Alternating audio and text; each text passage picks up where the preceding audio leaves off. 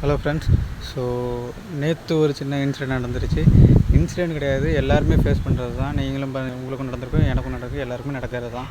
So அது எனக்கு ஒரு மாதிரி வித்தியாசமாக தோணுச்சு. ஏன்னா என்ன நடந்துச்சுன்னா, ஏடிஎம்மில் நான் பணம் எடுக்க போனேன், வித்ட்ரா பண்ண போனேன்.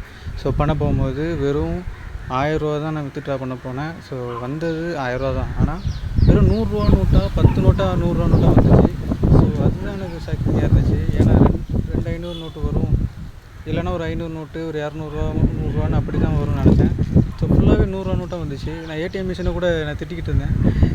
ஒரு சவுண்டு ஒரு லெட்டர்னு நிறைய பணம் எடுக்கிற போது நான் கூட கலாய்ச்சேன்.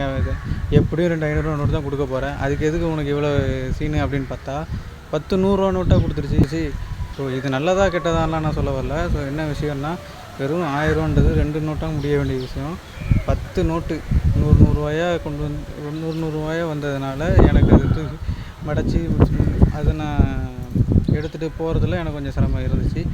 அது எனக்கு சிரமம்லாம் ஒன்றும் கிடையாது. இப்போ சப்போஸ் இப்போ கொஞ்சம் பெரிய அமௌண்ட்டு ஒரு 1000 நான் எடுத்தேன், பெரிய அமௌண்ட்லாம் கிடையாது. 10,000 15,000 ஏடிஎம்மில் எடுக்கும்போது வெறும் 100 நோட்டாக வந்துச்சுன்னா 1000 நோட்டு 10 நோட்டாக அது நிறைய நோட்டாக இருந்த மாதிரி கணக்கு தெரிஞ்சிச்சு. இப்போ அந்த மாதிரி ஏடிஎம்மில் 10,000 மேலே எடுக்காங்க, 9,000 5,000 மேலே எடுத்தாலே இந்த மாதிரி 100 நோட்டாக வந்துச்சுன்னா அந்த 5,000ன்றது நிறைய பணம் கையில் இருக்கிற மாதிரி ஒரு ஃபீல் வரும்ல.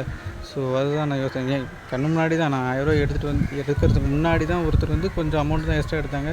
வெறும் 100 நோட்டாக வந்துச்சு. எல்லாத்தையுமே எப்படி பர்ஸில் வைக்க முடியும், இல்லை பேக்கில் எப்படி பைக்குள்ளே எப்படி வைக்க முடியும்? தனியாக சூட்கேஸ் தான் கொண்டு வரணும் போல இருக்குது. 1000 5000 10,000 எடுக்கிறதுக்கு.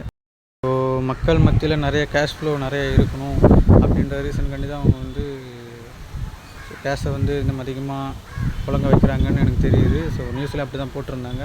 ஸோ இது நல்ல விஷயமா கெட்ட விஷயமாலாம் தெரியல.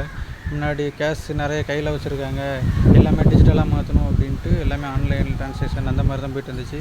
இப்போ ஆன்லைனில் அதிகமாக பண்ணிக்கிட்டு இருக்காங்க, கையில் யாருமே கேஷ் வைக்கலை. ஸோ கையில் மறுபடியும் கொண்டு வந்து கேஷ் ஃபிசிக்கல் கேஷ் வந்து நிறைய புழங்கணும் அப்படின்றதுக்காண்டி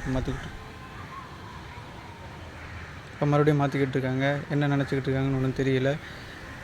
ஏன் டிஜிட்டலாக கொண்டு வந்தாங்க, ஏன் டிஜிட்டல்லேருந்து மறுபடியும் ஃபிசிக்கல் கேஷாக கொண்டு வராங்கன்றது எனக்கு தெரியல. ஸோ இதில் எதுவும் உள்நோக்கம் இருக்குது சொல்லுங்கள். இல்லை உங்களுக்கு இந்த மாதிரி இன்சிடென்ட் கண்டிப்பாக நடந்திருக்கும். ஏடிஎம்மில் பணம் எடுக்க போகிற எல்லாருக்குமே ஏடிஎம் கார்டு இப்போ எல்லாமே இல்லாத மனுஷங்களுக்கு இல்லை. ஸோ ஏடிஎம்மில் பணம் எடுக்கணும்னு நினைக்கிறவங்க கண்டிப்பாக இந்த ஒரு விஷயத்தை எக்ஸ்பீரியன்ஸ் பண்ணியிருப்பீங்க. ஸோ அதையும் நீங்கள் கமெண்ட் பண்ணுங்கள், நானும் தெரிஞ்சுக்கிறேன். ஸோ வீடியோ பிடிச்சிருந்தா லைக் பண்ணுங்கள்.